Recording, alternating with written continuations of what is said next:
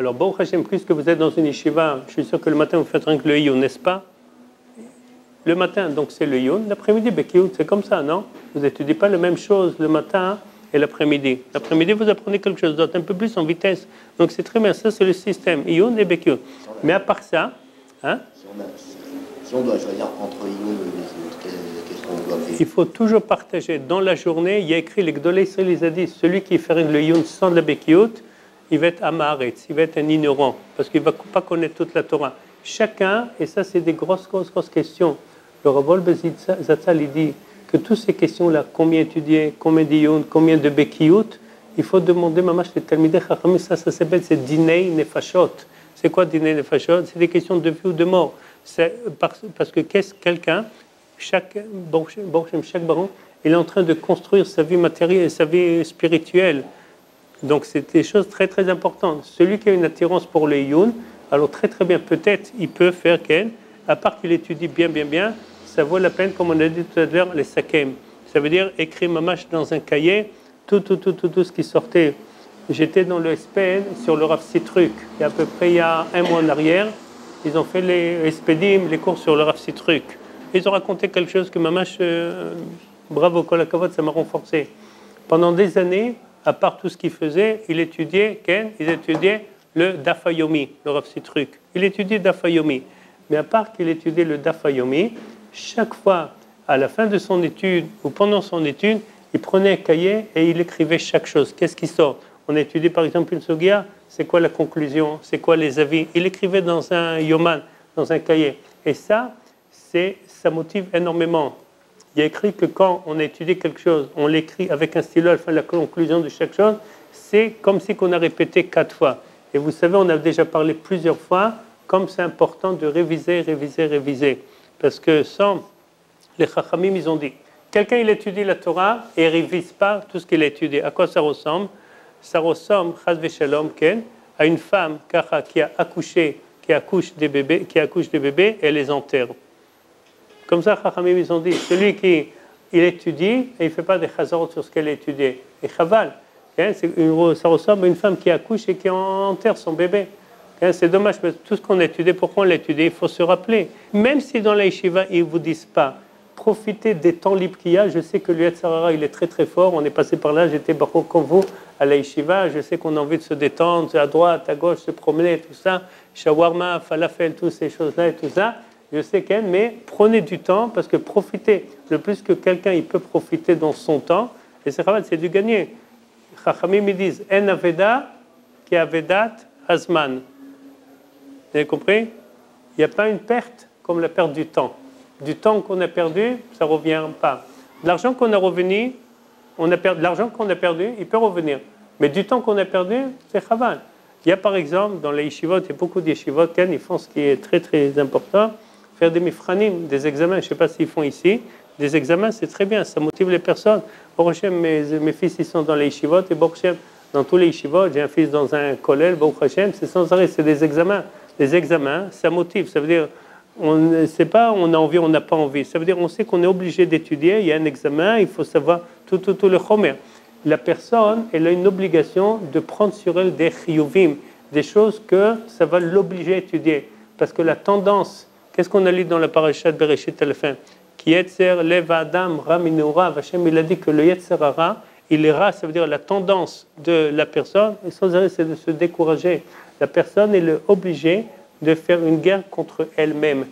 La personne, il est obligé dans le limud de Torah, il faut se renforcer et faire mamash une guerre contre nous-mêmes, de se renforcer, kamashioter, en écrivant, en faisant des chazarot, étudier, parler, répéter. Par exemple, on fait un tioul. C'est bien de répéter ce qu'on a étudié. C'est mamash, il n'y a pas plus important. Le mitzvah de l'limud de Torah, il n'y a pas plus important. Le Rambam, alors il nous dit comme ça, que quand il a écrit son livre-là, il a dit que moi, Moshe ben Maimon Asfaradi, il habitait en Espagne, après il habitait en Égypte. Vous savez qu'il est enterré en Israël. Après, une fois qu'il est décédé, ils l'ont amené, il est enterré à Tibériade. Alors lui, il a dit qu'il a fait son livre-là, Belashon, Broura, Vederech Ktsara. Ça veut dire qu'il a pris toutes les halachot, tout ce qui découle de la Gemara, les halachot. Et c'est une grande chokhma de comprendre chaque halakha, comment elle a découlé, parce que souvent dans la Gemara, des fois la Gemara elle ne tranche pas, des fois oui, des fois non. Il faut savoir exactement c'est quoi la halakha. Le Rambam, donc, il a fait ce travail-là. Il a dit ça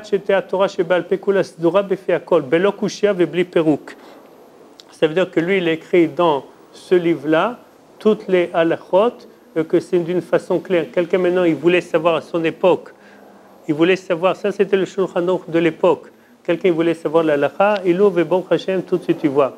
N'en parlons pas qu'il y a quelque chose qui est extraordinaire dans le livre du Rambam. Au début du livre, il a ce qui s'appelle Ilchot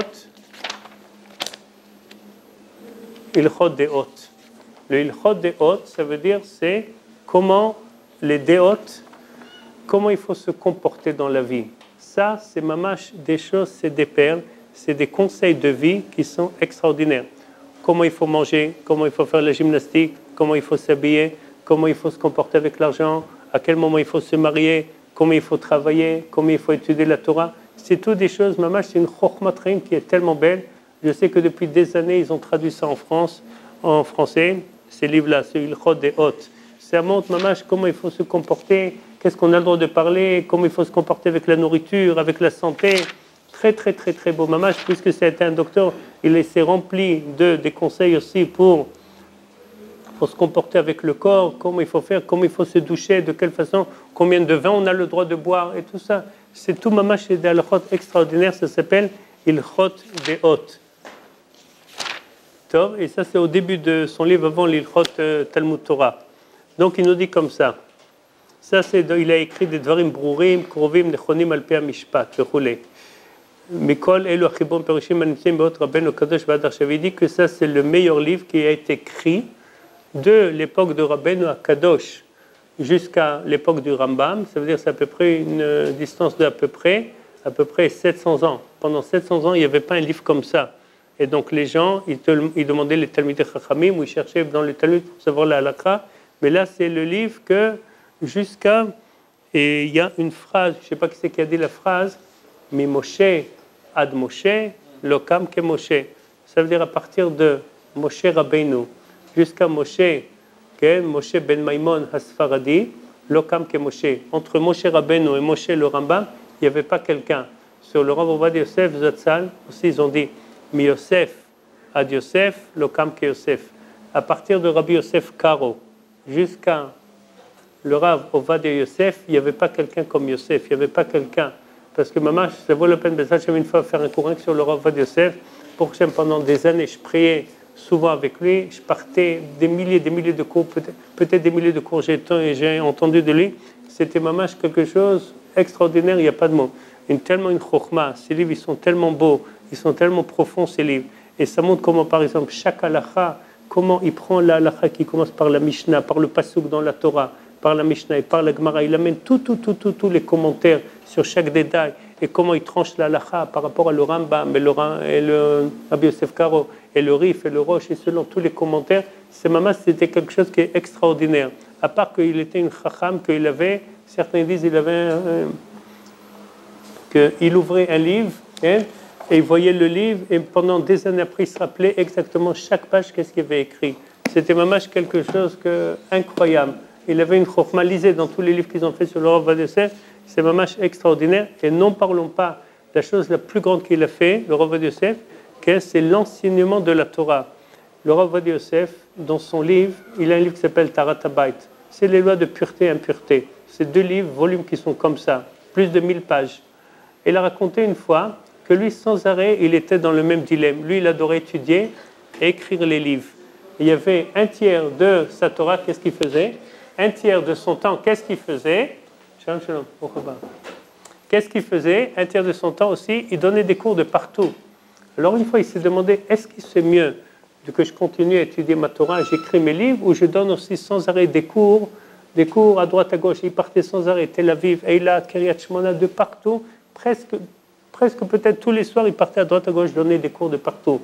Mais de notre côté, il voyait que ça lui prend un temps fou. Et lui, il adorait la Torah, il adorait ses livres. Il était tellement bien dans ses livres. Et il se demandait sans arrêt, il avait un doute comme ça. Qu'est-ce que je dois faire? Je continue mes livres, je continue les cours. Qu'est-ce que je vais faire? Et une fois, il raconte dans le livre Taharat Habayit, il raconte dans les premières pages, il s'est endormi. Et le Ben Ishraï, il vient chez lui dans son rêve. Et il lui a dit le verset, il a dit, le Ben Ishraï, il a dit au Rav Ovadia Yosef que tes livres, ils sont très acceptés dans le ciel, ils sont très très beaux, ils sont tellement profonds, ils sont tellement beaux, tes livres, ils sont acceptés dans le ciel. Alors, Rav Ovadia Yosef, il a dit à Ben Ishraï, oui, mais j'ai une grande peine, parce que moi, j'aurais préféré étudier, écrire des livres, au lieu de sans arrêt courir à droite, à gauche, lui donner des cours à partout, à le peuple, à les gens, des fois, les gens qui sont très, très, très, très loin. Déjà à l'époque, il y a 40 ans, il y a 50 ans en arrière, quand il commençait, des fois, souvent, il donnait des cours à des gens qui sont loin de la Torah. Et des fois, il voulait leur faire un cours un peu Gemara, un peu Halakha, des choses, et les gens, ils tapaient sur les pieds et disaient « Tessaper lanu ma'aseh » ça veut dire quoi? Raconte-nous des histoires. Raconte-nous des histoires. Donc, il a vu que le peuple, c'est ce qu'il aime, des histoires. Et vous savez que les histoires, c'est un cli, c'est un outil qui est extraordinaire. Quand on veut réveiller quelqu'un, quand on veut, par exemple, surtout avec les enfants, quand on veut lui faire passer un message à l'enfant, on lui parle, il n'écoute pas. Quand on lui raconte, je te raconte une histoire, il adore les histoires, et là, on peut lui faire passer le message à l'enfant. Ça passe beaucoup plus par une histoire. Donc, les gens, ils voulaient beaucoup des histoires. Bon, il faisait aussi des histoires. Il était très, très, très fort dans tous ces enseignements-là. Alors, il a dit au Ben Ishraï, moi, je préfère étudier la Torah, écrire mes livres, je n'ai pas envie tellement de courir à droite, à gauche, donner des cours. Alors, le Ben Ishraï lui a répondu, lui a fait sortir un verset qui s'appelle « Miseh ou miseh al tanach yatra ». Ça veut dire quoi? Aussi ça, et aussi ça, n'abandonne pas ta main. Ça veut dire que tu es obligé de faire aussi ça et aussi ça. Donc ça, c'était le Rav Ovadia Yosef, comment le Ben Ishraï, il est venu dans son rêve. Donc dès qu'il a compris ça, il a compris que donc, alors, son travail aussi, c'est de faire aussi, de donner des cours. Donc en fait, il partageait, sa vie s'était partagée en 3 choses. C'était écrivant ses livres. Vous connaissez tous les Yalkut Yosef, n'est-ce pas? Vous connaissez le livre Yalkut Yosef? Combien de volumes il y a en hébreu, vous savez? Il y a à peu près 60 volumes. C'est le Rav Yitzhak Yosef Shlita, les enseignements qu'il a reçus de son papa. Le Rav Ovadia Yosef, ils ont sorti depuis un mois, ils ont sorti le nouveau Yabia Omer, je crois que c'est le 12e partie. Chaque volume dans le Yabia Omer, c'est à peu près 1000 pages. Et à part ça, il a Alichot Olam, à part ça, il a Yechavedat, à part ça, il a Maor Israël, il est plein de livres. À part ça, le Rav David Yosef, il a sorti encore une trentaine de livres.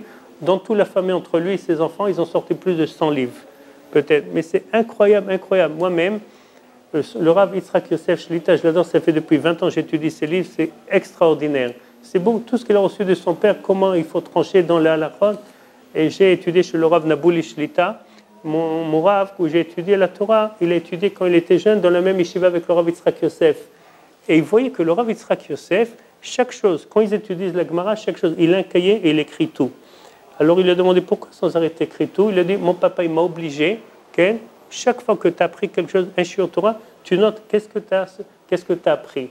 Alors le Rav Yitzhak Yosef, tellement il a appris à les sakem, ça veut dire comment on dit les sakem, ça veut dire résumé de son étude, il a une facilité, tellement facile maintenant à sortir des livres. Il a sorti plus de 60 livres et des livres avec une chokhma extraordinaire. Ça, c'est une famille qui sont sans, bon Hachem, c'est un exemple, c'est une famille, mamash, c'est pour ça que quelqu'un une fois il a dit sur le Rav Ovadia Yosef, Mi Yosef ad Yosef lokam ke Yosef. De Rabbi Yosef Karo, il y a 500 ans en arrière, jusqu'à Rabbi Yosef Ovadia Yosef, il n'y a pas eu encore un Yosef comme ça. Il avait une sagesse comme si qu'un des Rishonim, un de quelqu'un de Yambil en arrière, tellement la sagesse et la connaissance dans la Torah. Donc lui, il a décidé, à partir de ce rêve-là qu'il a fait avec le Ben Ishraï, il a raconté, il a divisé son temps en 3 parties, et il donnait des cours de partout. Donc, il écrivait des livres et il étudiait. Maintenant, une fois, j'ai demandé il avait un serviteur à la maison, quelqu'un qui le servait. Je lui ai demandé une fois, fais-moi plaisir, raconte-moi, qu'est-ce que le Rav Ovadia Yosef, il fait toute la journée? Alors, il m'a dit, il m'a répondu comme ça. Pendant toute la semaine, le Rav Ovadia, il répond à des réponses. Des rabbins de toutes les communautés juives dans le monde, de Hong Kong, de Alaska, d'Amérique du Sud, du Maroc, de Tunisie, de Russie. Tous les rabbins, ils lui demandent des questions. Et lui, toute la semaine, il ouvre les livres et il répond à des réponses. C'est ce qu'il faisait pendant toute la semaine. Il répondait à des questions. Et ces livres, Yabia et Omer, c'est toutes des réponses qu'il a répondues à des rabbins de partout. Alors, je lui ai demandé quand est-ce qu'il étudie. Il m'a dit que Shabbat, il étudie pour lui-même. Shabbat, il passe Shabbat pour étudier pour lui-même.